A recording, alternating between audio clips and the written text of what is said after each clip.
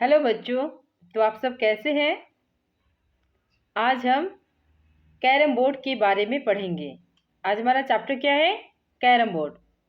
तो बच्चों, आजकल आप लोग कंप्यूटर पे बैठ के मोबाइल में गेम खेलना पसंद करते हो, लेकिन पहले क्या होता था, घर में बैठकर दोस्तों के साथ बहुत सारे गेम, बहुत सारे खेल खेले जाते थे। उनमें जैसे आपने अपने घरों में भी देखा होगा, लूडो, स्नैक एंड लैडर, फिर अंताक्षरी, ऐसे बहुत सारे गेम हम घरों में खेलते थे। लेकिन आज के ज़माने में कंप्यूटर के कारण, कंप्यूटर और मोबाइल के कारण क्या है, इन सब खेलों में आप लोगों का रुझान कम हो गया है। तो बच्चों, कैरम बोर्ड एक ऐसा खेल है जो 4 खिलाड़ी मिलकर खेलते हैं, और आज हम इसी कैरम बोर्ड के बारे में जानेंगे। इस पाठ में हम जानेंगे कैरम बोर्ड किस तरह से खेला जाता है, क्या तरीका है, कौन से नियम है, इन सभी चीज़ों का ज्ञान हम लेंगे। छुट्टी का दिन था। सुबह से तेज बारिश हो रही थी। आशिमा और अंशु खेलने जाना चाहते थे, और जैसा कि आप सब जानते ही हैं, जैसे ही छुट्टी का दिन होता है तो आप लोग खेलने के लिए बहुत उत्साहित होते हो, बहुत ही ज़्यादा। तो इसमें आसिमा और अंशु दो ऐसे बच्चे हैं जो खेलने के लिए बाहर जाना चाहते हैं। वे बार बार खिड़की से बाहर देख रहे थे, बारिश रुके तो जाए। और बारिश इतनी ज़्यादा हो रही थी, इतनी ज़ोर से हो रही थी कि बारिश रुकेंगे तभी तो वो बाहर खेलने जा पाएंगे, और बारिश थी कि रुकने का नाम ही नहीं ले रही थी। अंशु बोला, आओ दीदी, कंप्यूटर पर ही कुछ खेलते हैं। तो अंशु क्या बोलता है, दीदी आओ हम कंप्यूटर पे ही कुछ खेलते हैं। तभी एक आवाज आई। आवाज अलमारी के पीछे से आ रही थी। और वो आवाज कहाँ से आ रही थी? अलमारी के पीछे से। दोनों ने पास जाकर देखा। अरे, यहाँ तो कैरम बोर्ड रखा हुआ है। और वो अलमारी के पास जाके क्या देखते हैं, वहां पे कैरम बोर्ड देखते हैं। और क्या बोलते हैं दोनों, अरे यहाँ तो कैरम बोर्ड रखा हुआ है। कैरम बोर्ड ही बोल रहा था, कंप्यूटर से तो रोज खेलते हो, मेरे साथ भी खेल कर देखो। और कैरम बोर्ड क्या कहता है कि कंप्यूटर पर तो तुम लोग रोज गेम खेलते हो, आज मेरे साथ भी खेल कर देखो। आशिमा बोली, लेकिन हमें तो कैरम खेलना आता नहीं। और आशिमा क्या बोलती है कि हमें तो कैरम खेलना आता ही नहीं है। तो कैरम ने क्या बताया? कैरम बोला, आओ मैं सिखाता हूँ, पहले मुझे एक चौकी पर रख लो।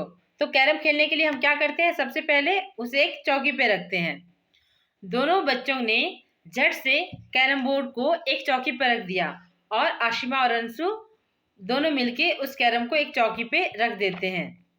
कैरम बोला, मुझे खेलने के लिए गोटियां और स्ट्राइकर चाहिए।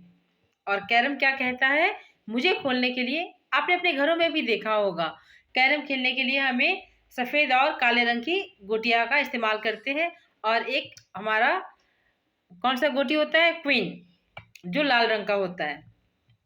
और हमें क्या चाहिए इसके लिए, स्ट्राइकर।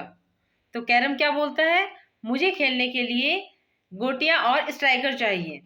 9 गोटियां काली, 9 सफ़ेद और 1 लाल। और कैरम क्या बताता है, मुझे खेलने के लिए 9 गोटियां सफ़ेद और 9 गोटियां काली, स्ट्राइकर, और एक लाल रंग की, जिसको क्या बोलते हैं, रानी कहा जाता है। लाल रंग की गोटी को क्या बोला जाता है, रानी।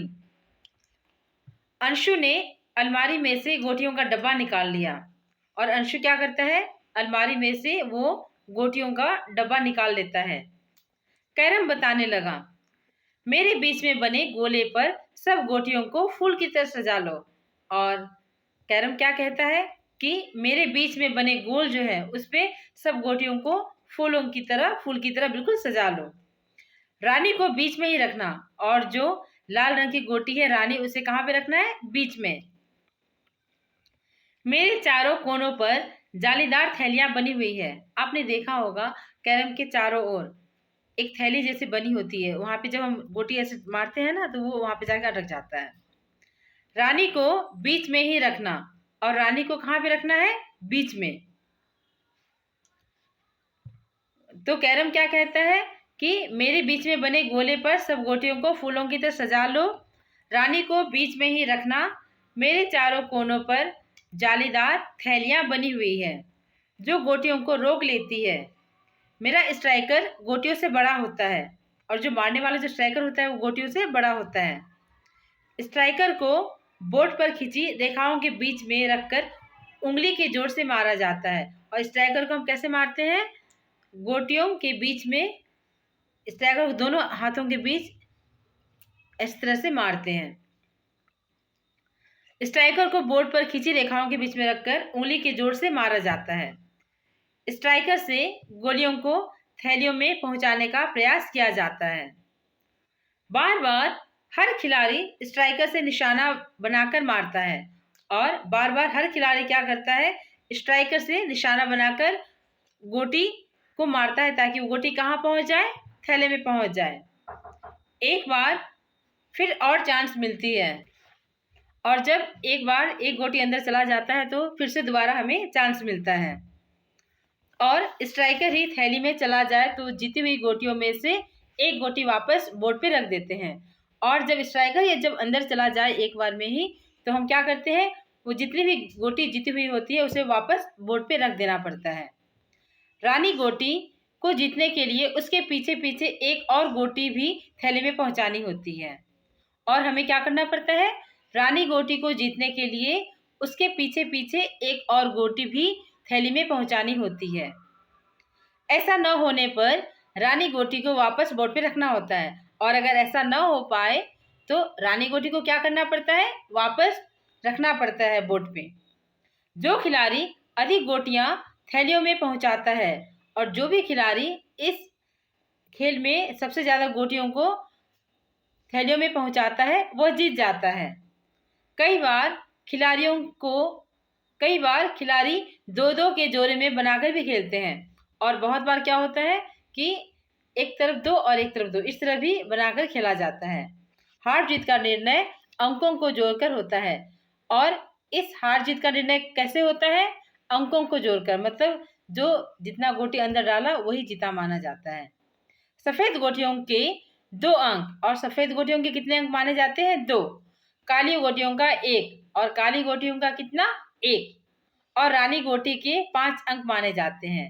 तो सफेद के 2, काली के 1 और रानी गोटी का कितना? 5 अंक माना जाता है। आशिमा और अंशु ने खेलना प्रारंभ कर दिया और जब ये सब कैरम बोर्ड ने बता दिया तो आशिमा और अंशु क्या करते हैं?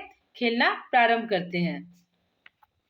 कैरम बोर्ड भी आज बच्चों के साथ खेलकर बहुत खुश था और कैरम बोर्ड बहुत खुश था क्योंकि आज बच्चों ने उसे खेला।